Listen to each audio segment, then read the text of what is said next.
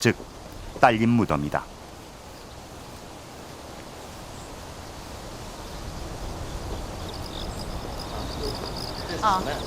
这是唐高祖李渊的献陵。这个陵墓呢是高祖李渊呢是唐的开国皇帝，他的陪葬墓区呢主要分布在他的北边和他的东边。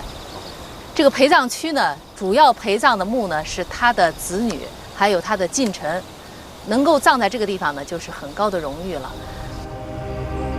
너무나 방대해 헌릉에 대한 조사는 아직도 진행 중인 상태. 황제가 안정된 무덤 부지엔 최측근 인사들만 함께 묻힐 수 있다.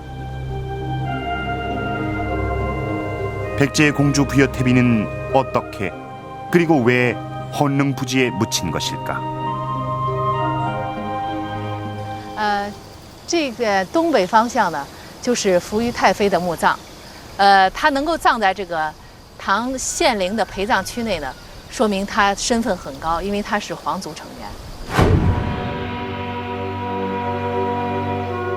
분명한 것은 부여태비가 당나라에서 황제의 무덤에 묻힐 만큼의 지위와 영향력을 가지고 있었다는 사실이다.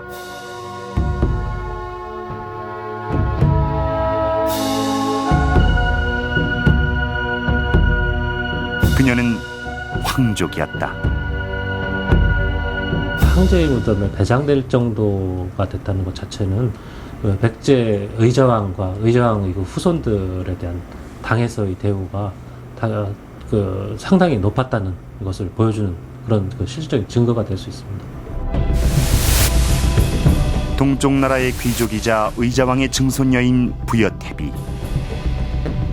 백제 멸망 30년 뒤 호련히 나타난 그녀는 어떻게 황족이 될 수 있었을까? 어느 날 갑자기 우리 앞에 등장한 백제의 마지막 공주 부여태비. 백제가 사라진 뒤의 시간은 우리 한국사에 잃어버린 고리입니다.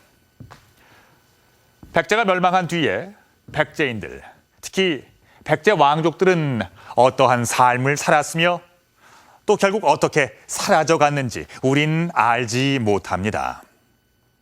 하다못해 백제 의자왕 이후의 왕족 가계도조차도 알 수가 없었죠. 그런데 이 부여태비 묘지석이 발견됨에 따라서 그동안 우리가 생각도 하지 못했던 의자왕의 직계 가계도가 드러나게 됐습니다. 의자왕의 맏아들은 부여융입니다. 이것이 사실상 지금까지 우리가 아는 전부죠. 그 이상은 어떤 것도 명쾌히 알려진 바가 없습니다. 그런데 이번에 발견된 부여태비 묘지석에 의하면 부여융의 아들은 부여덕장이고 또 그의 딸이 바로 부여태비입니다.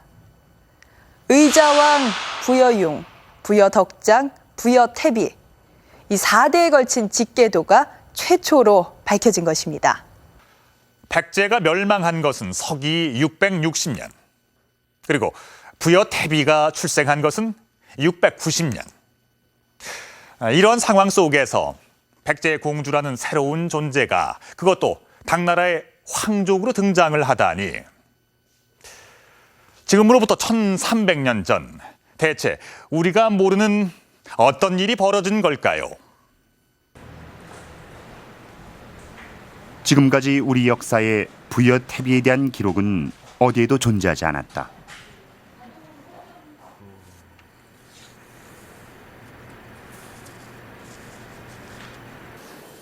하지만 부여태비는 분명 백제 멸망사와 한 이야기 속에 있을 것이다.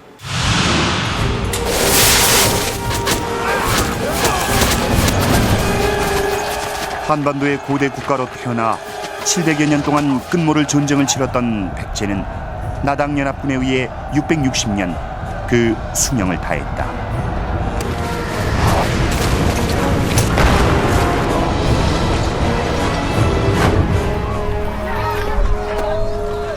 멸망한 나라의 백성에겐 당나라의 포로라는 운명만이 허락돼 있었다.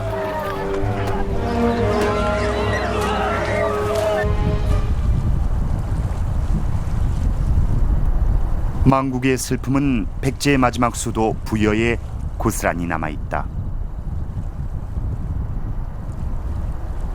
당나라로 끌려가는 의자왕의 배는 이 유황산 자락 백마강을 따라 떠나갔다.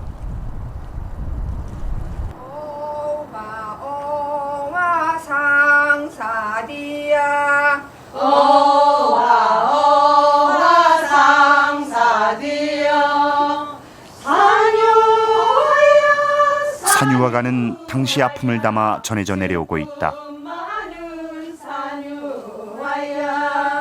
떠나는 의자왕을 한 번이라도 더 보고자 유황산에 올라 하늘에 빌었던 백제인들.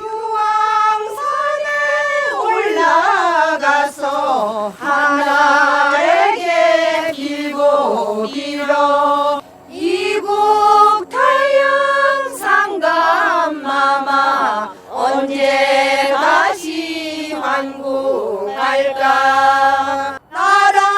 그들은 의자왕을 떠나보내며 백제가 다시 일어날 때까지 부디 만수무강하기를 간절히 기원했다.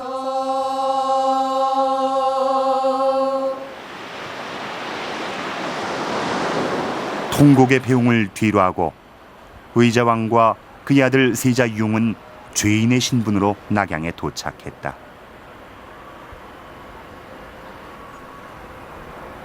그리고 응천문에서 항복식을 올렸다.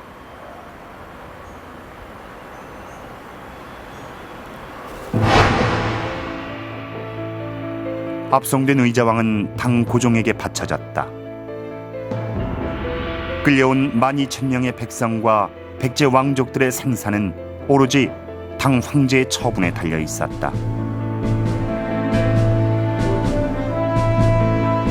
고종은 의자왕의 죄를 꾸짖고 곧 사면했다. 그러나 며칠 뒤 의자왕은 낙양에서 급작스럽게 세상을 뜬다.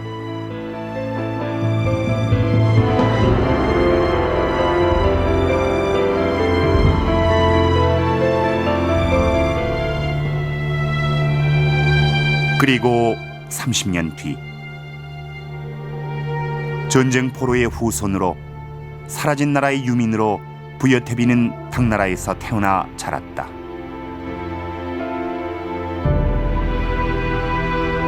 그런 그녀가 어떻게 당나라 황족이 될 수 있었을까? 다시 묘지석을 찾았다. 실마리가 있었다. 这是它的木枝盖，这个枝盖上呢一共有9个字，上面就说明他是唐代果王的妃子，就说扶余氏呢是唐代果王的妃子的，唐故果王妃。 당나라 국왕의 왕비 부여태비.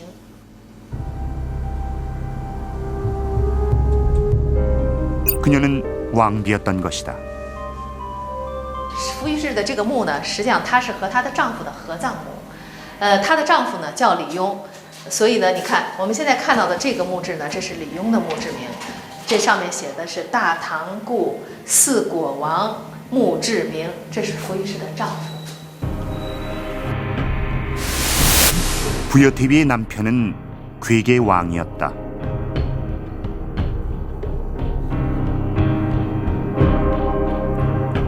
부여태비는 괴광 이용과 결혼해 왕비가 됐는데 더욱 놀라운 사실은 이용이 황제 증손자였다는 것이다.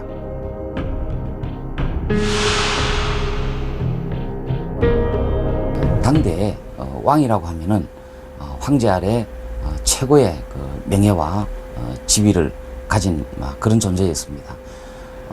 객왕이라고 하면은 객국의 왕을 의미하는데 그 여러 그 왕 중에 한 명입니다.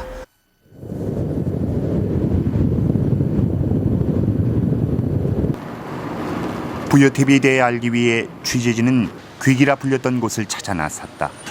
지금의 영보다. 중국 역사상 대대로 번성했던 도시가 바로 영보.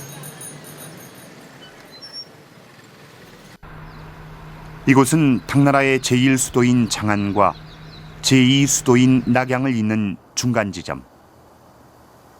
때문에 함곡과는 교통의 요지이자 물자의 이동로로 통했다.